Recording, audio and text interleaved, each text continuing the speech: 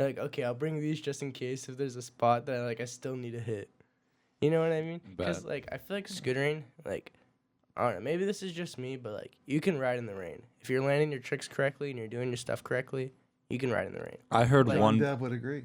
I heard one thing from a Tony Hawk interview once, and something. It was with Tony Hawk, and Tony Hawk was like, "Riding in the rain is cool, but once you start seeing tracks, that's when you stop." And I was like, "Okay, that makes sense." So that's kind of my rule of thumb. No, yeah. But anyway, we are good to go.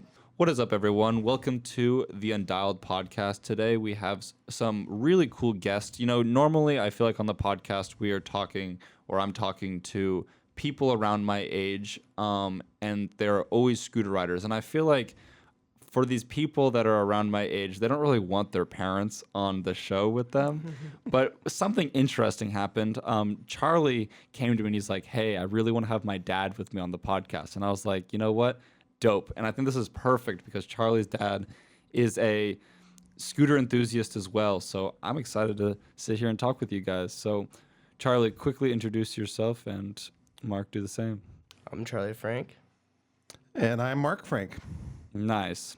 So, Charlie, let me ask you really quick. I know we went into this a little bit on the last podcast, but tell me how you got into scootering from the very beginning. And I want to hear just what was your introduction story into it? And then, Mark, how did you assist that beginning journey? Okay, so I'm pretty sure, I forget. I think it might have been, 3rd or 4th grade. But I was really just, riding home on my bike because, all my friends were into bikes. And we go to, bike jumps and do some, just moto whips and just, just fun little kid stuff. And then I saw, these kids named Darrell, Sammy, and then Zach. Yeah, Zach. And then, they just rode past me. And, Darrell did, a double whip. And I was like, whoa, what?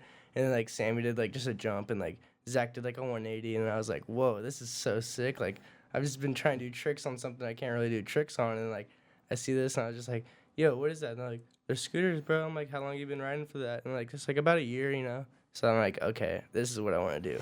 So I go home. I'm like, Dad, I need a scooter. How can we make this happen? I'll do chores or whatnot. Well, let's just get it. And then, we looked on Walmart, and we saw, because I wanted a pro scooter, because I've obviously seen razors, but, they never looked like fun because they're razors. Yeah, but then you saw, the one-piece ones, and you're like, that's a pro. Yeah, so, we went on Walmart, and, the MGP bars, the clamp bars. Of course. Yeah. The legendary Walmart scooter. Yeah, I got that scooter, and that's what started it off for me. That's sick. So the big $70 investment, so... I remember getting that exact scooter as well. It was the bent bars. And I remember it was 17 wide. It was I forget how tall, but that thing was a tank. It weighed so much. Yeah. That deck I remember was so heavy. It was a brick. For what it was. But at the time it was a mad gear, How could you complain? You were on the top of the line with your scooter parts. Yeah, and I swear, once after I got that, I looked around and then realized everyone in my school had scooters. I went to Sunset Hills and at that time, from whatever grade to 8th grade, everyone had scooters. It was so sick. I can't forget, dude, I remember someone pulled up with some proto wheels, and I was like, dude, you have to let me ride your scooter. And because we always session in the back before school, because there was the front of the school, and you session in the front, you get yelled at teachers, but in the back, there's this little curb that was bigger than a normal curb, a little flat gap, and so before school sessions got down, and I'd just be watching this, and I'm just like, dang, this is so sick. That's so sick. I remember just back in the day that whenever you'd see new parts, it was like, ooh. Yeah.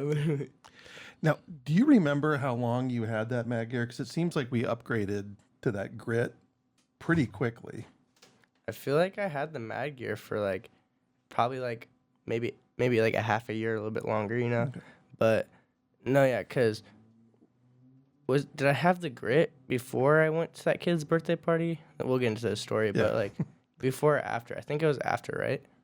No, it was before because you met him at Elmo riding that scooter. Okay, yeah. So then probably around 6 months. Yeah, that's sick.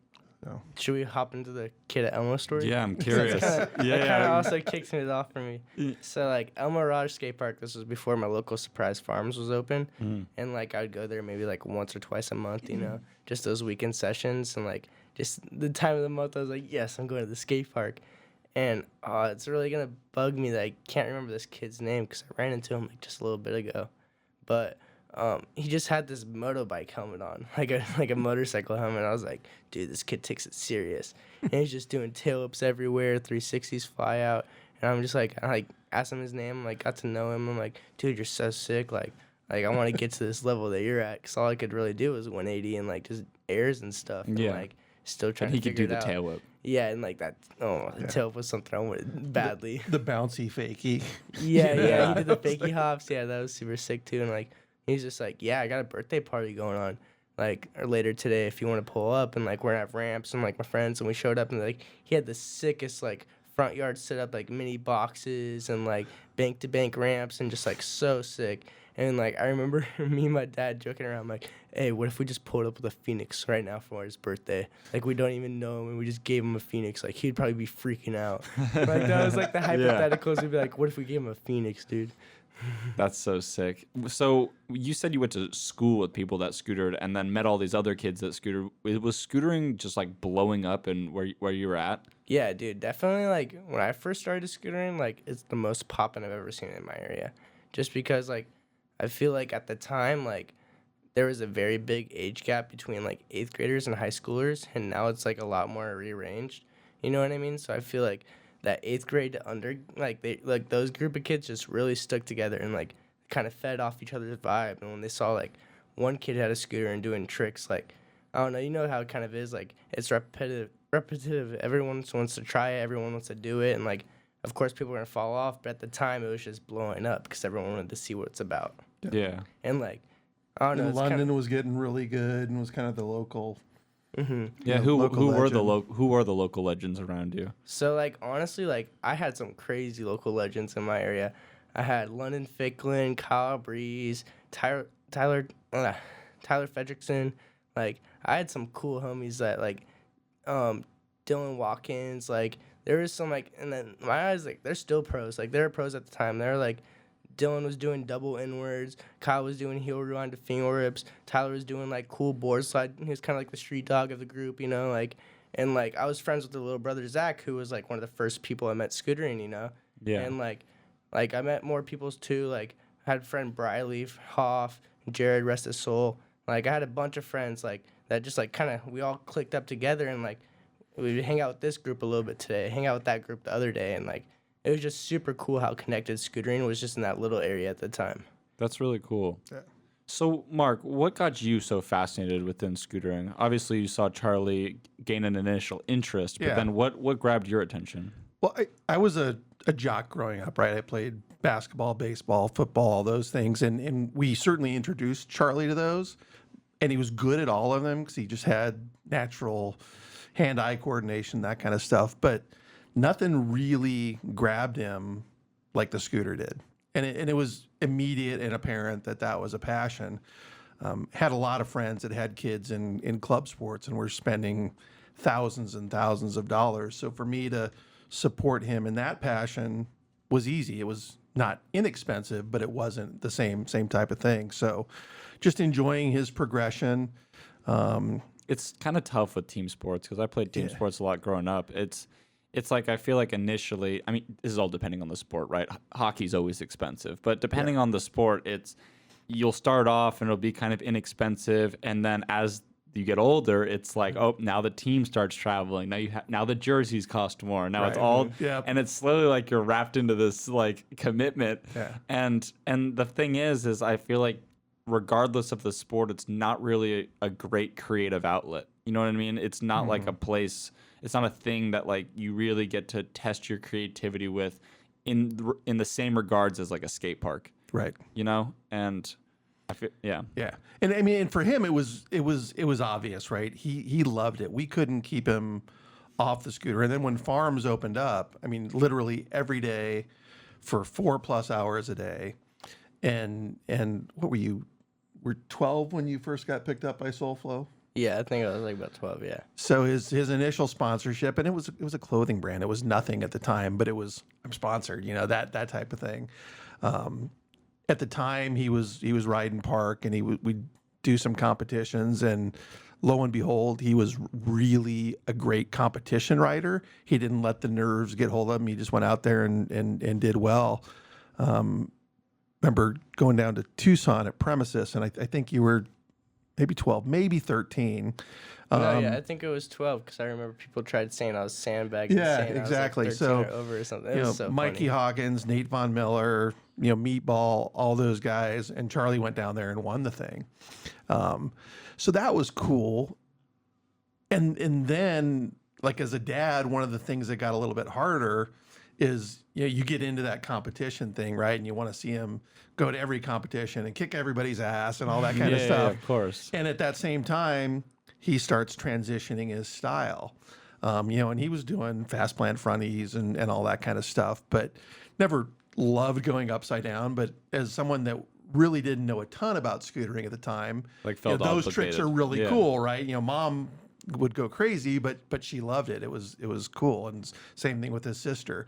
So when he started transitioning to street, they were kind of bummed out. My sister would be like, Charlie, why don't you do cool tricks yeah. anymore? Why don't you do cool tricks anymore? I'd be like, Hannah, it's still cool. You just gotta look at it differently. Yeah, It might yeah. Well, and- not look as exciting, but Yeah. there's so much more like thought and process into it. Yeah.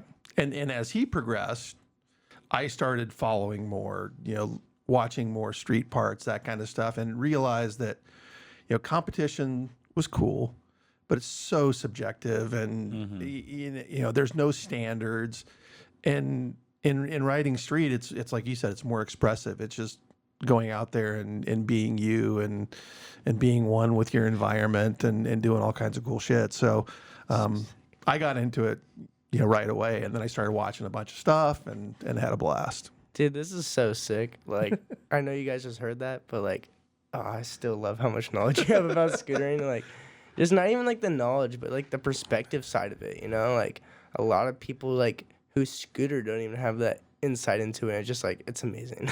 Yeah, I feel like it's an interesting separation within scootering. I feel like that's the sides of the spectrum, right? In between is every other color, and I feel like that those two sides, you said it perfectly. It's the more structured competition side, and then the loose street art side. And you see that spectrum come up within scootering and how people, I feel like kids usually start off on the park side because of the initial flashy tricks and then transition over. Only a couple times I've ever seen a street kid transition to park. That's kind of rare. Trent Woodward. Yeah, and I feel like that is something that's so beautiful about scootering is you can really just make it what you want it to be.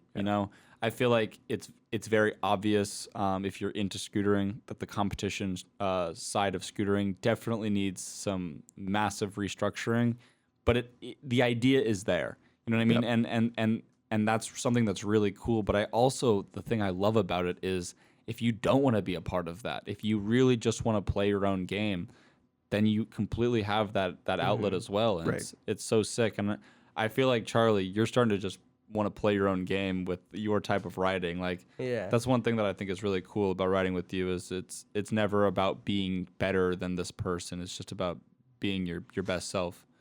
And I feel like that's just stemmed from the art street. Yeah. Yeah. Well, and it's like the competitions, it's still a great showcase for the sport, right? And the Absolutely. sport needs it. Same thing with great video That's parts where or all those types of things. So the more exposure that is out there, it's a win for everybody in the community. Ultimately, I feel like the money of scootering lies within the competition side because that's where we're going to advertise scootering out. But I feel like the passion beyond from physical exertion, I feel like that lies in more of the street art side, and I feel like that contrast together is what like makes scootering shine so bright. No, this is a little off topic, but it's been on my mind, so I want to say it. But like, just like a little story. Like, I remember when I was like, I think like when was SD10? How long ago was that? It was Maybe it in might even been 2018. SD9.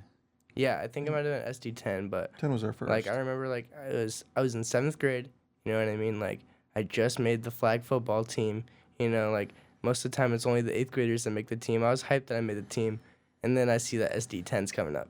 And I'm like, okay, I got a choice right here. I either stick with the football team or like just practice and ride my scooter and go to the competition, you know what I mean? What made you choose the scootering? Like, tell me about that actual choice. Like, what did you analyze in your head? Because I feel like that isn't an uncommon decision for kids. I feel like this is a very common pattern that we see.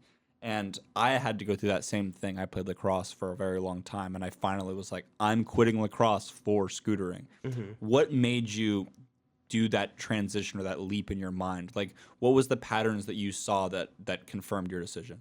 Well, just like the whole thing is like I kind of was serious with myself. Like I'm not that big of a kid, you know what I mean? And I know like in football, like if you want to make it, you got to be kind of a bigger person, you know what I mean? Like, yeah. and like I also kind of knew my skill. Like yeah, I was good, but like I wasn't great, you know what I mean? And like that's kind of a dumb reason to quit, but like I love scootering so much more than I love football, and like just like the only like the 2 days I had of practice before I quit, you know what I mean? I maybe touched the ball like 2 or 3 times, and I was like, yeah, screw this, I want to ride my scooter.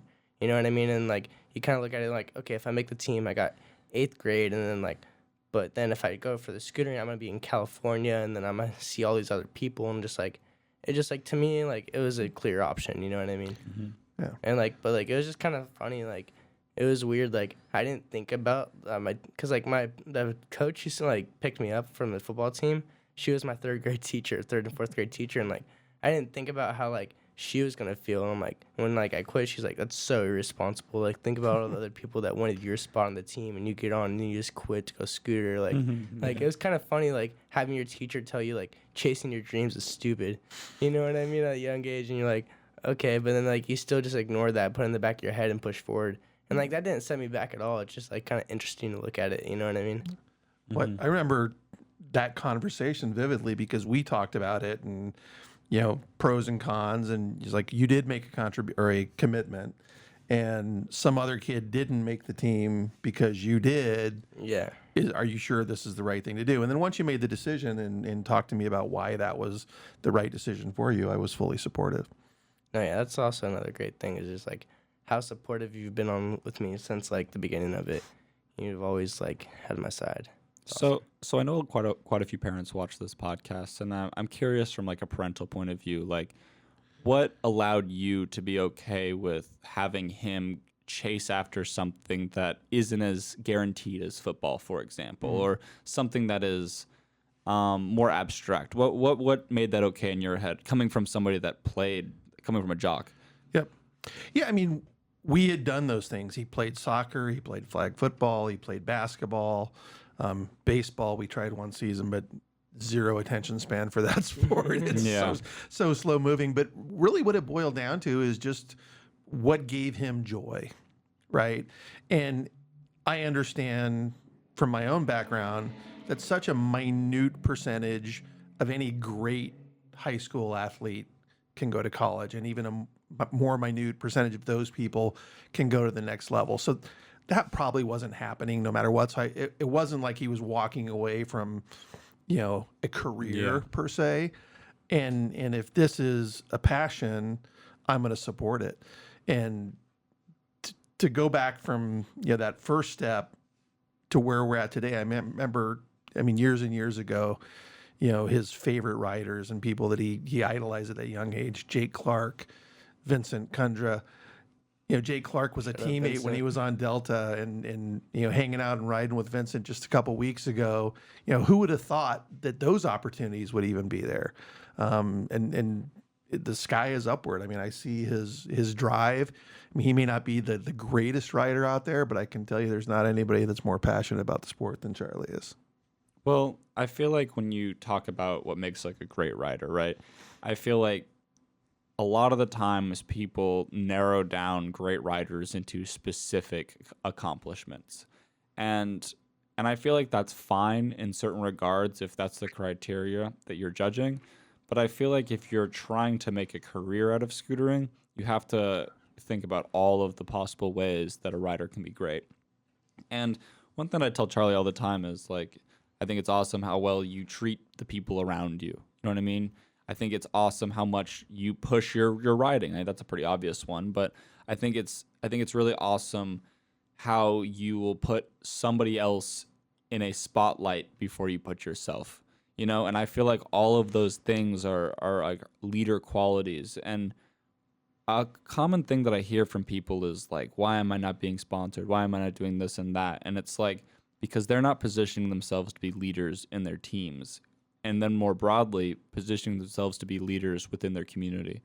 And I feel like Charlie, you are on the way to being a great scooter rider. You know, it's like you some of the toughest things I feel like to teach people isn't necessarily a trick, it's how to treat somebody. You know, that's such a basic development thing. And 100%. especially with Yeah. what social media is now, I feel like in the past when DVDs were the medium of content, I feel like you could get away with being an asshole. Absolutely, because no one saw that. But now that since everything is just social media, it's like people see your entirety. So it's like you have no other option yeah. but to be nice. You know? No, and that's one of the things that Mom and I are the most prideful for is who he is as a person. I mean, going back to those days of playing soccer or flag football, on the soccer pitch, kid on the other team trips, goes down. Charlie is the first one to run over there and help him up, and that's just who he is, and it's who he's always been. He's a tender, sensitive soul. Y'all gonna make me cry. No, that's the stuff that gives us pride. I mean, the writing is awesome and the stuff you're doing, but who you are as an individual, hopefully reflects on how we raised you and where you're at. I love you too, buddy. That's why we're here. All right, so Charlie, we're gassing you up right now, but No, it's a little much. we're talking about all this potential, right? But I'm curious, what do you see in the future for scootering, for yourself and for the broader picture? Man, it's kind of a weird thing because I go on and off about the future of scootering. It's like one of those things I like to think about it, but I don't like to stress on it because I feel like if you think too much in the future, it's kind of just like putting yourself in a sinkhole. You know what I mean? It gives you anxiety. No, yeah, 100%. Depression is thinking about the past. Anxiety is thinking about the future. Yeah. No, yeah, but for me, what I see myself in the future is I don't like to speak on it that much just because I know it's gonna be kind of happening. But just one of the big dogs, someone to kind of look up to. I kind of want to do my own thing and kind of push myself as far as I can. Pick up sponsors, make my own goals. But I kind of constantly want to be someone in the scootering community. You know what I mean? So you want to be someone within scootering that has influence and someone that will continue the work that you've been so influenced by yourself. 100%, yes. What do you see for scootering more broadly? I mean, scootering right now I feel like is in the most interesting shape it'll ever be in. And that shape is basically this massive, massive web of individuals that have created this mesh around the world of friendships. I think that's what it is right now. But the interesting thing is we don't really have much outside corporate sponsorships. We have a lot of attention, but I don't think anyone's realizing just how much attention. That's what I'm saying. Shit's gonna get gnarly. Obviously that's gonna transform into something, and I'm curious, what do you think that might be? I shit's gonna get gnarly most definitely because think about me, myself, and just B team for Northern Limited just now. We're setting ourselves just for fun because we have goals we want to push and we want to push ourselves. You got a big company saying, hey, we'll give you $5,000 to go overseas and film a video. There's going to be some stuff that people won't even think of. Scootering is going to get so just insane. I don't know. I feel right now everyone's looking at scootering already dude, we're so advanced right now. It's almost like technology. Technology advanced so freaking quickly. And I feel doubles every 18 months. And I feel scootering is just advancing so quickly right now. And it's just it's insane. That's why I feel it's also so hard to kind of see a future of it. Just because I don't know. I feel no matter what you think, it's not going to be what it's going to be. It's going to be something completely different. If that makes sense. No, absolutely. It's something I think about a lot. Mark, I'm curious, what do you think the future of scootering beholds from your perspective? It's really hard to say because I think of it as a sport, and then I also think of businesses, right? And who's making money and how are they making money? Because for it to continue to thrive, there's got to be some real leaders in that area. And I think there's got to be some consolidation at some point. I mean, there's how many different companies out there that are producing very similar parts. There's not a ton of differentiation from A to B to C. So I think at some point someone's going to see the opportunity and muscle up with some money and maybe try to do some consolidation. That'll I think ultimately help, because then you get bigger marketing dollars, more promotion, that kind of stuff. I agree. My bad. As far as the sport itself, it's really hard to say. I mean, you can look at 11 and 12-year-olds that are doing stuff that the pros were doing 5 years ago. You know, it's the progression is ridiculous.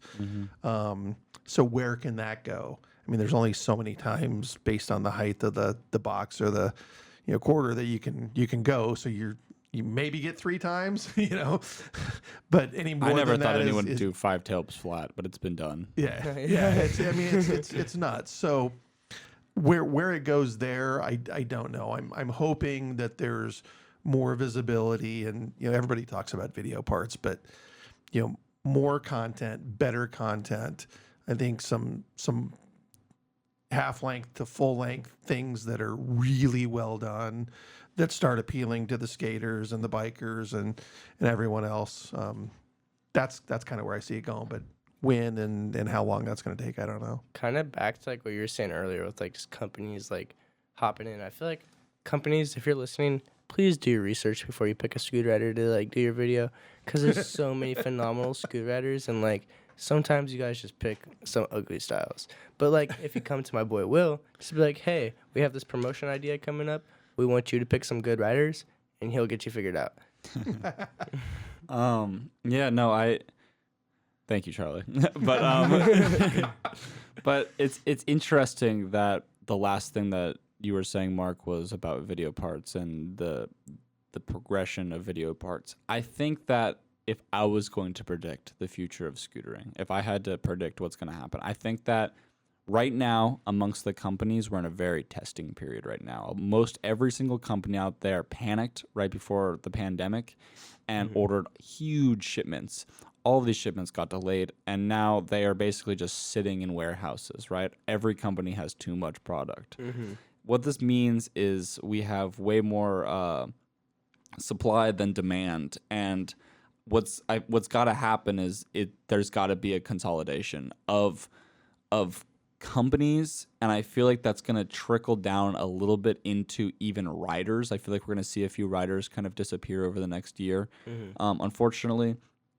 But I think at that point, we're seeing a major shift right now into Web3. And Web3 is basically going to be, I feel like, humans' new way of communication.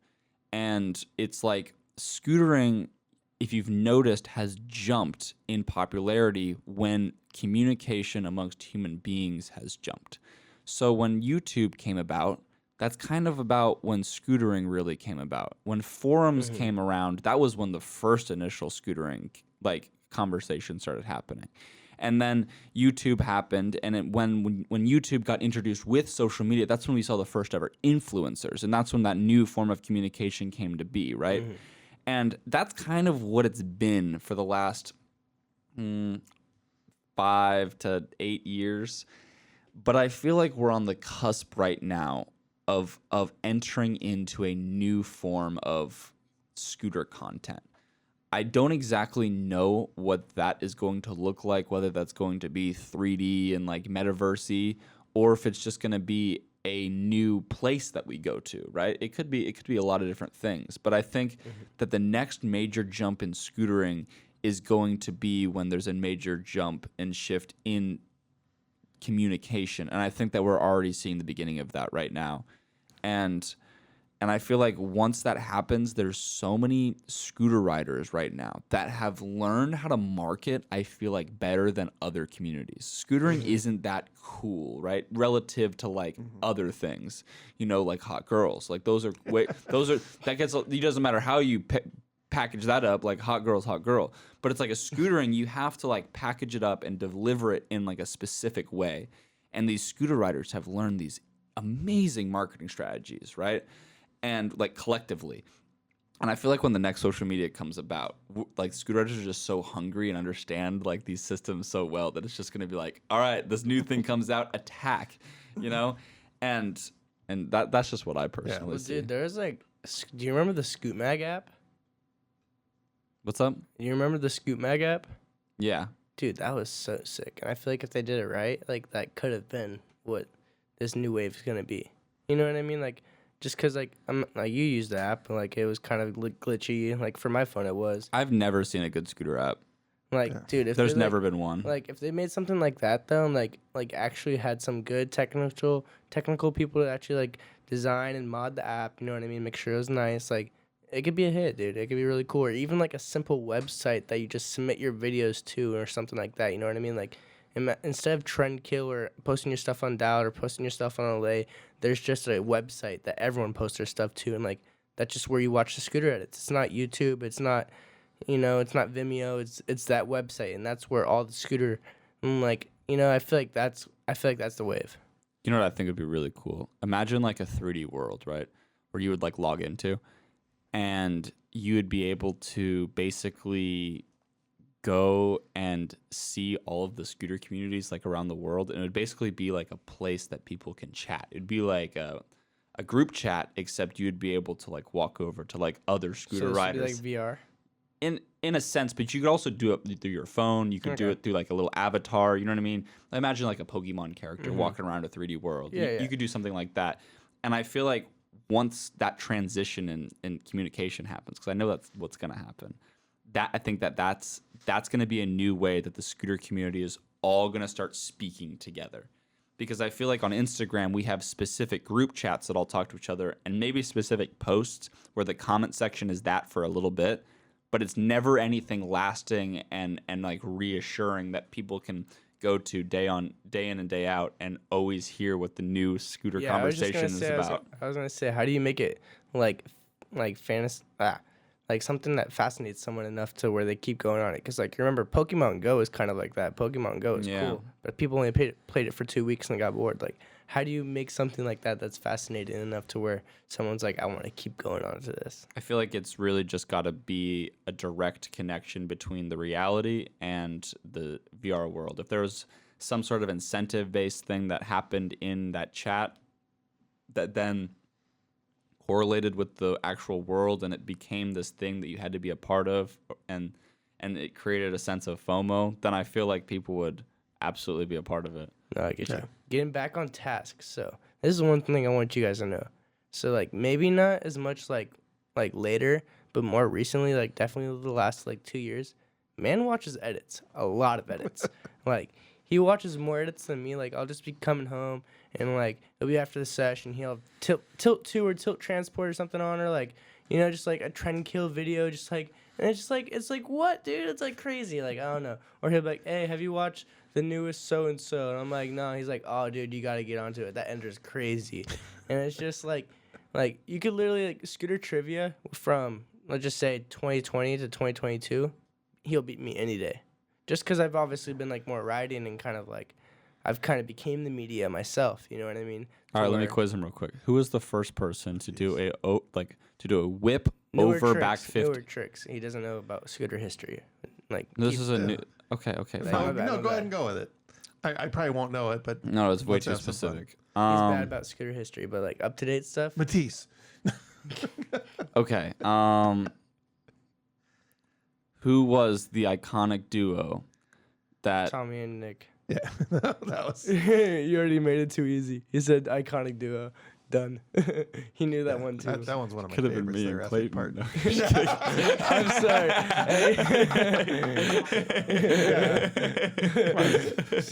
Who's supporting you? My bad, Yeah, let's skip the trivia because I'll look stupid. No, at some point I want to have like a trivia board or just like a game or something, because it'd be so funny to quiz people on the spot. Like, so what's been your favorite scooter video? Tell me about a scooter video that you watched and you were just like, damn. God, that's hard because I don't always remember the specifics, but the Tommy and Nick Welcome to Ethic video That's ironic I said that. was insane. But there's so many, and there's things about each one that I enjoy. Some of the old school stuff, some of the the old tilt parts are super cool. But I don't know. It's like, because I'll have one, like Charlie asked me who my favorite rider is, and I said, well, what week is it? It's like it might be. All right, right this moment, which rider would you say is your favorite? Wow.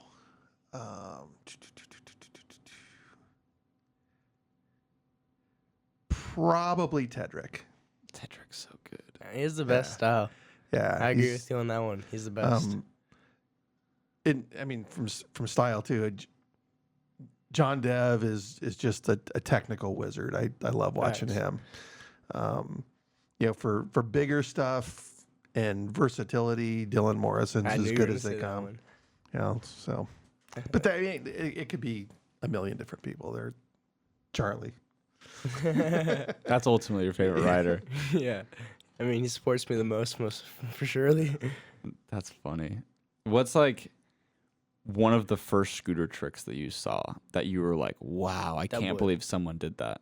Yo, you talking about dad or me? It's your dad. Word. I'm curious. Yeah. I could probably guess yours. I don't know. Yeah, I mean, probably the double flare.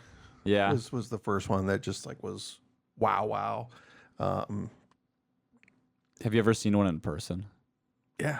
Yeah. A lot of them now, It's so wild to watch still for me. Oh, like this person's gonna For die. me, like it's like funny looking back. Like I forgot what year, but KTR Mesa had an old competition. Like it was one of my first competitions ever, and like I just remember I was a little park dude, didn't know like who all the legends were there, and me and my dad were cracking up, like looking at Logan for like who's a homeless guy on a scooter, like and like now it's like dang, these are like some of them are like my homies, some of them are still people I like look up to and haven't met. You were know what I at mean? that? Yeah, dude. Yeah. I was there too. Yeah, I know. It's John crazy. Dev was there. Yeah, Donatelli was there. there's some and I didn't know legends who there. any of them were at the time. Yeah.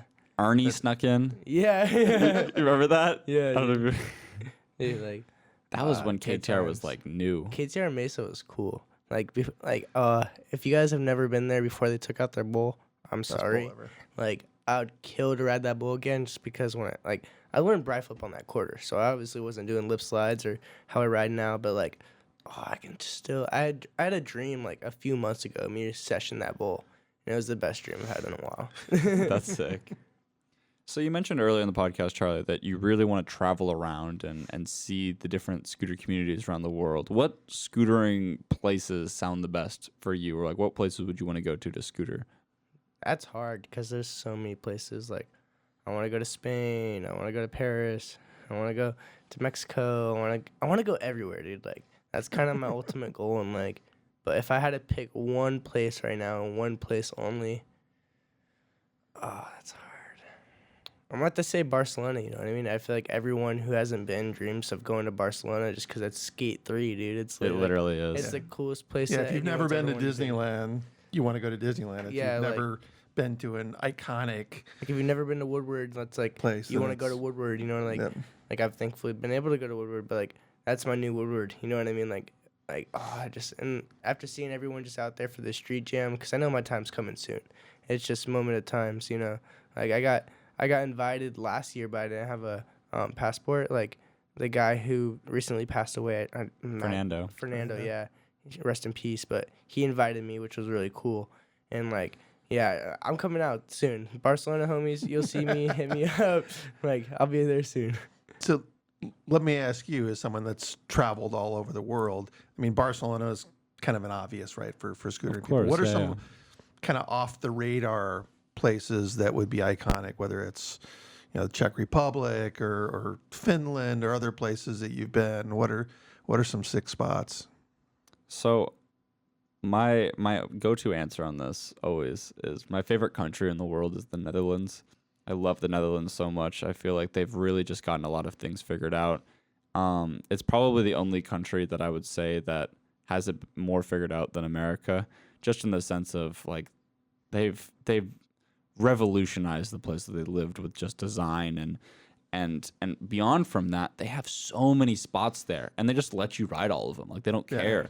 They like think it's kind of cool if you build like things for like build features. And so I always tell people to go to the Netherlands because like Rotterdam, for example, Rotterdam has just as many spots as Barcelona, if not more. And the thing about Barcelona is they're kind of abstract spots. They're very organically shaped. Mm-hmm. But the spots in Rotterdam are very geometric. So there's a lot of ledges, a lot of banks compared to Barcelona, which is more like curved ledges and quarter, you know what I mean? And more organic shapes. So I would say that the Netherlands is my personal favorite place to go and scooter and also just to go to and hang out. I always have an amazing time there. But beyond from that, all of Spain is really cool, and I feel like you only ever really get to see Barcelona, but like Malaga, Spain is really beautiful. There's just so many areas of Spain that are just as heavily filled with spots as Barcelona, except they're just not Barcelona, Right. which is cool. Plus the weather there is impeccable. You know, it's so nice. Aside from Europe, though, I don't know. Most of the extent of my traveling has been in the European area. I've been to Asia, like Singapore and Japan for scootering as well. I would say that Asia is not as cool for scootering, just in the sense of there's not as many spots and they care way more about you riding over there. But yeah, I feel like if you were going to go over, just like Western Europe is like your best bet, as well as having the most reliable people to scooter with, because there's so many homies over there. Yeah. So that's what I would I say. got a question for you, Dad. If you could go on a scooter trip with me, where would you want to go? I mean, at this stage, probably Barcelona. No, yeah. It's because that's where you want to go, but I would dig it too. I mean, the architecture of that city, the fact that it's near the water, food, the whole 9 yards would be a great place to be. No, absolutely. So let me ask you, why aren't you hopping on the scooter? I don't want to be that guy. I mean, this is his deal. It's not my deal. I mean, I support him. I love the support, but I've never had a desire to get on and make an idiot out of myself. Or Dude's old. You want him to break a leg? I'm already broken, but Have you ever I don't seen know. that? It's just never been something that. I mean, Todd Man guy, God bless him. Yeah. But not me. You know? Have you ever seen that dad? It He posts on Instagram pretty regularly now, and he's the scooter dad from somewhere. I think I was showing you him, Charlie. I think it's Canada or something. Yeah, and he's like putting in work, but he's getting broke Dude, off he gets all of the cracked, time. like, He gets smoked. I swear, there's like a 50 fall at least once a week. Like, Yeah. Like you shout out to you because that's crazy. But like, if my body was in that state of condition, like I don't know, because I'm not there yet. But like, it looks like it hurts. I mean, and shame on me for thinking this way, but I look at the scooter parents that do that, right? And I'm thinking of like the asshole little league parent that's berating the umps. Yeah, and yeah. I mean, and that, or yelling at the judges for getting scores wrong, or that's not who I am or how I'm wired. It's I more think about what just you're kind of talking about enjoying is it. actually a different breed of parent. I think that there's Yeah. the parents that are supportive, that like to just be, off in the corner and just kind of talking with the other parents. And then there's the parents that are like riders as well.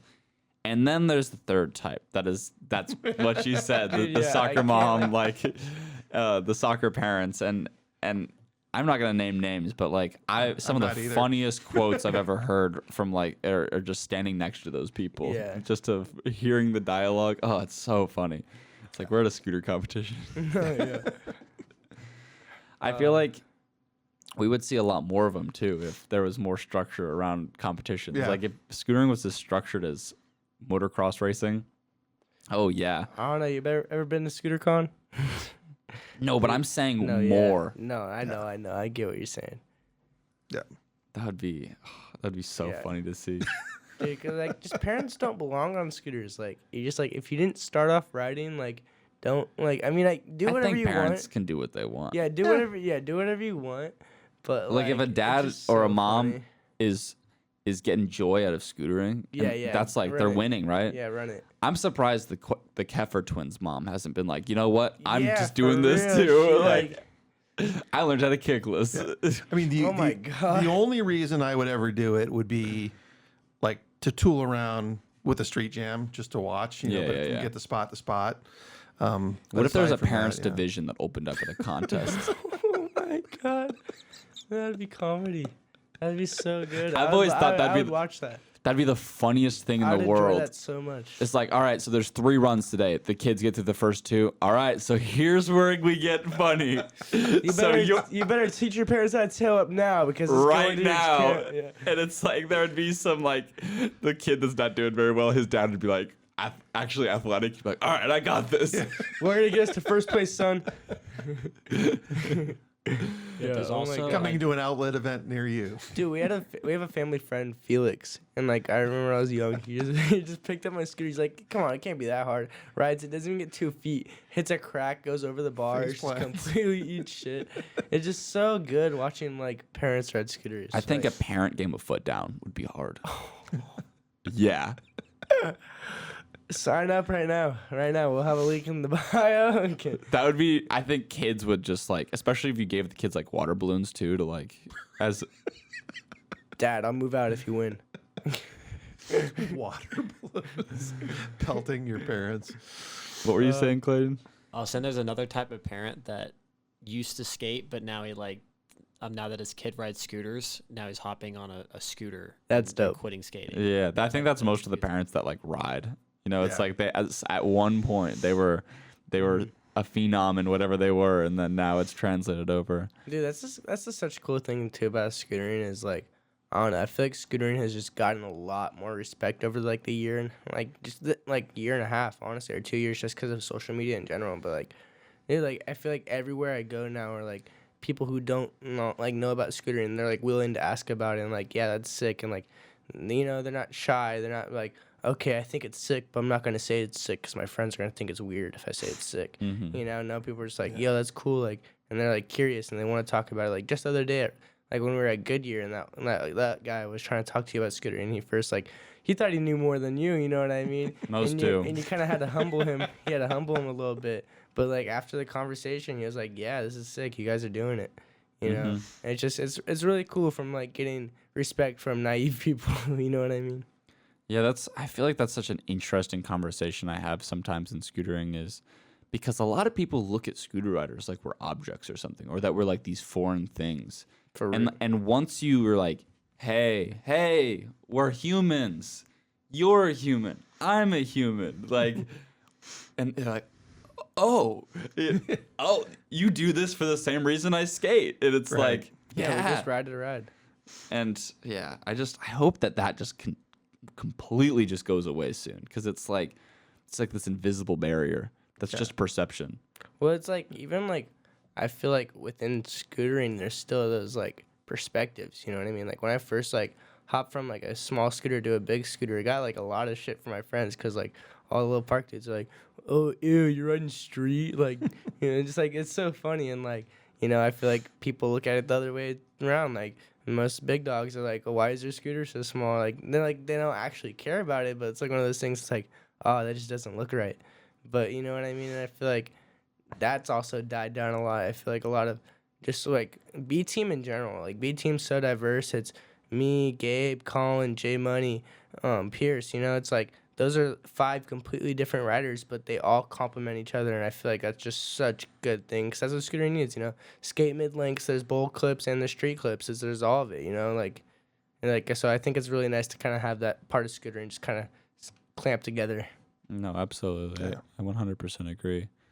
I feel like a lot of the reasons that there is those invisible walls is because a big thing for kids is labels and identification. 100%. And I feel like those things are just basically like labels that they can hide under. And I feel like that's why park and street is so prevalent, and it's kind of going away a little bit as the scooter riders get older. But why it was like almost a war for a little bit is because it was one group of kids, this is my label, another group of kids, this is my label, and that's literally all they had to identify themselves. Well, yeah, there was it's nothing else. Like it's self-identification, just like growing up, like for anyone's hard. You know what I mean? Just kind of like trying to figure out where you're at in this world and like who you are, and then to also have like just like with this thing you generally enjoy having all these other like things. Like thankfully, like I kind of listened to myself and blocked it all out and did what I did.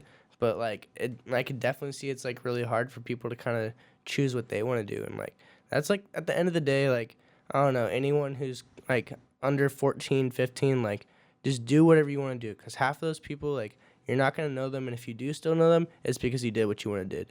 And you like it's because you did what you wanted to do, and like that's the only thing I gotta say. You know, just do what you want to do. I mean, I feel like you're hinting at the reason why the scooter community is so beautiful. It's like the only reason people scooter is because that's what they want to do, right? Mhm. There's no other outside label that you really get outside of scootering, you know? And that's what makes the scootering community so pure and genuine is we only have people that really want to do it inside. And honestly, I just can't wait until that investment for these people really pays off, because it's almost inevitable that it will. But I'm just excited to see that revolution happen, because it's gonna be so exciting. Well, yeah, dude, because, like, it's kind of a little bit different, but, like, I've seen it all in Surprise, you know what I mean? Like, I kind of started scootering when the big dogs at that time kind of hit their peak, and then they were kind of starting to hit their downfall. But, like, I've still, like, kind of seen it all, you know what I mean? And, like, from starting scootering to, like, kind of being the only one at farms now besides, like, Max and, like, Jax, this little kid, you know what I mean? Besides them two, like, I'm kind of the only scooter rider there, and, like, you're surrounded by constant skaters, and I feel like it's the love that keeps you into it, because I could easily be like, yeah, I want to go skate with my friends, because I do have a board, because it's solely that reason, because there's, like, not much scooter riders at farms unless, like, But Daniel you or Tommy. recognize that, like, I enjoy the scooter more. Yeah. And you had a broken hand. Yeah, that too. But it's also, like, funny. Like, it's like, even before I broke my hand, I picked up a skateboard just because, like, I wanted to show up skaters that were talking shit. You know what I mean? Like, this is when farms first opened, and, like, farms was originally, like, a no scooter park. But, like, Really? opening day, so London Ficklin, this is the homie London, he literally snuck past the security guard, letting only skaters in. And it's almost like he had a whole comp run planned out. Like, flowed the park perfectly, did, like, a flare tuck no, bri whip, like, bar board the rail, just, like, and then, like, this was before all the, if you've been to farms, you know, there's spikes at the top. This was before the spikes were there. And we all just kind of started to hop in the fence, you know, and, like, doing what we, like, want, you know. And, like, then that's when scootering kind of opened up for, like, Dennis, London's dad. He kind of called the city and was like, hey, we got to make this happen. And, like, so we got scooters allowed. Bikes were still not allowed, so they were kind of bummed, but you can ride through now. It doesn't really matter. But Our bikes chill there now. yeah, like, you'll every once in a while get, like, a security guard, like, and just a, like, park cop, you know, and they'll be, like, take their job way too serious, like, you gotta go. But, like, most of the time they don't care. But kind of back to what I was getting to, like, yeah, I've seen it go from that to, like, now I'm the only scooter rider, and, like, Surprise, you know what I mean? It's really hard for, like, people to kind of get that motivation, I feel like. Why do you think there's been a drop off? Specifically in Surprise. Specifically in Surprise, people grew up, you know what I mean? And I feel like just that initial, like, oomph in Surprise kind of was already down, you know what I mean? Like, the hype was there, so if you didn't kind of hop onto it, you weren't really going to, you know what I mean? And, like, all, like, the neighborhood legends, they were, like, getting cars and stuff, becoming adults, and kind of falling out of it, you know what I mean? So I feel like that initial thing, and just because, like, we were all still kids, and, like, we didn't have really, like, we weren't really in Surprise as much, because this was before the skate park was open, really, so we were trying to branch out to other places, so there wasn't really anyone in the neighborhood or, like, the area to kind of bring that passion, you know what I mean? But now that I feel like the skate park's open, like, there's definitely, like, a younger scene at farms now. Like, it's not, like, older dogs, but there's definitely a younger scene. So I try to, like, do my best to, like, say hi to everyone when I come there and, like, how's your day going? Like, what tricks are you working on? You know, just kind of, like, little interactions. Because I remember, like, when I was younger, like, if one of the big dogs are talking to me, it's like, oh, one of the big dogs are talking to me. You know what I mean? It's really cool. It's this nice sense of validation. Yeah. No, absolutely. I feel like scootering and Surprise, like, when I've been there, I feel like it's mostly just younger kids now. And I feel like you're setting the example for those kids. You know, it's like those kids are going to talk about you in the future. It's weird how everything ebbs and flows. Like, the scene at Rio was really big for a while, and then it died down. So it's just, I think, kind of the ebb and flow. Like Charlie said, some of those kids got older, started doing other things. Now the little ones will work their way up, and then they'll be the local big dogs, and it's just kind of cyclical. And then just the demographics of Surprise, and as prices have gone up, and, you know, more families are moving in, I think that's going to spur some growth too. Absolutely.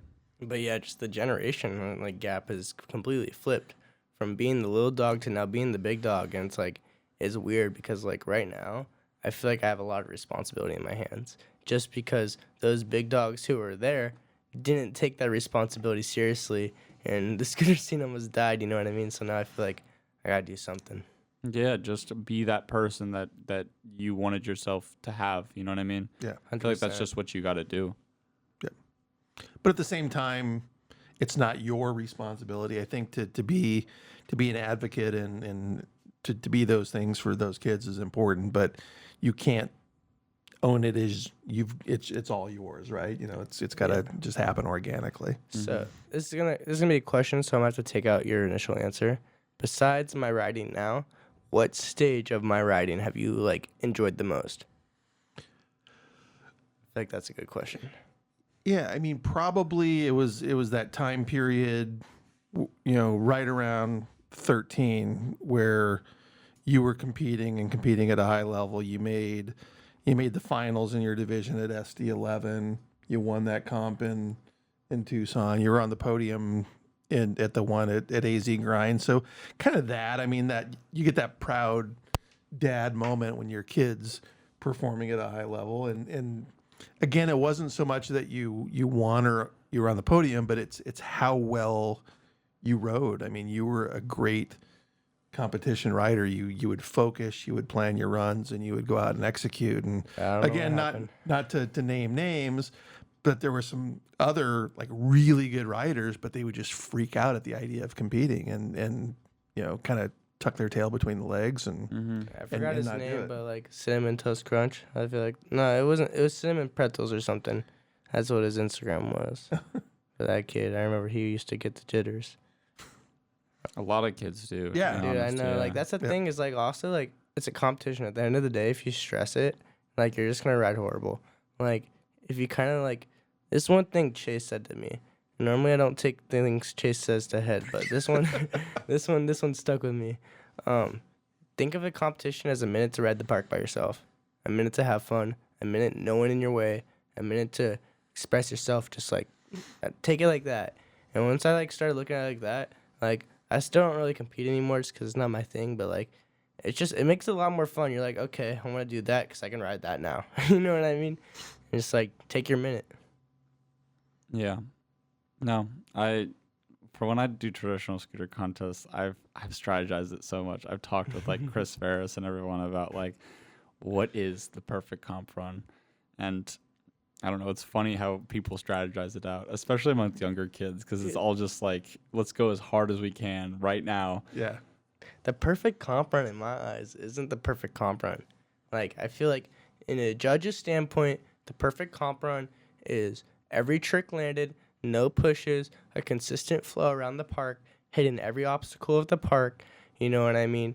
Like, and that's the perfect comp run. It doesn't even have to be the gnarliest tricks.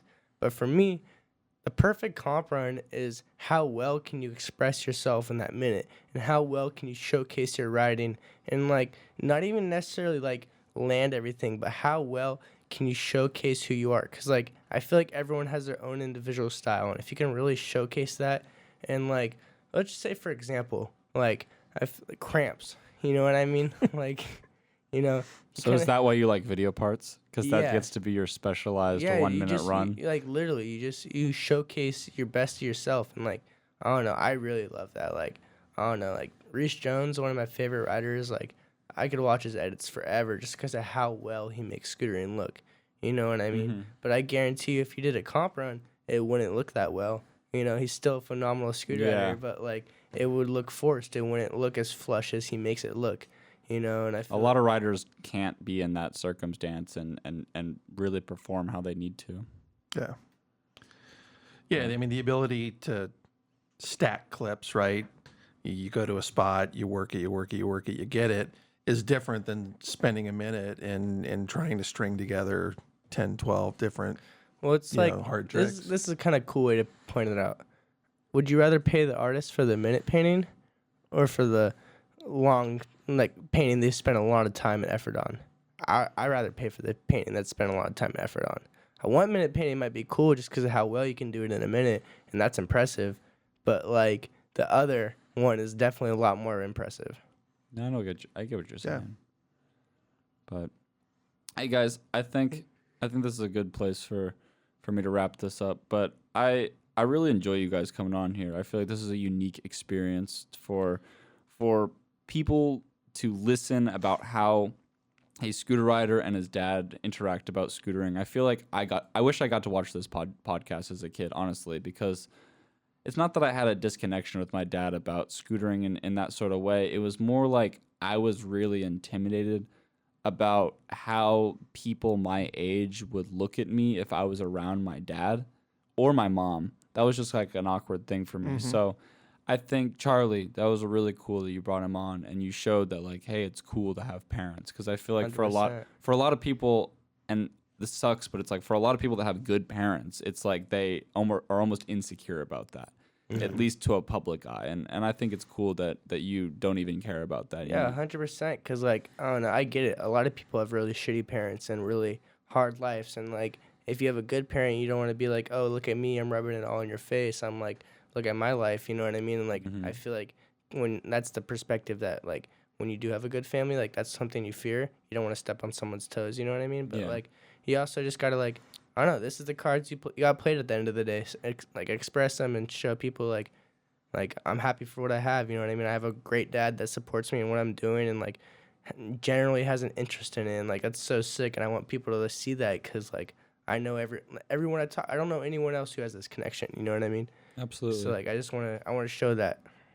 Well, thank you, Charlie, for coming. And Mark, once again, thank you. Yeah. I appreciate the opportunity. Of course. And yeah, I hope that this is a cool thing that kids get to watch with their parents and also just an open opportunity for more parents to be involved. I mean, parents are the backbone of scootering. Yeah, 100%.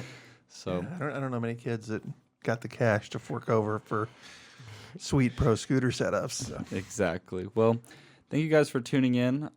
This has been Charlie and Mark, and yeah, guys, we'll catch you in the next episode. Cheers.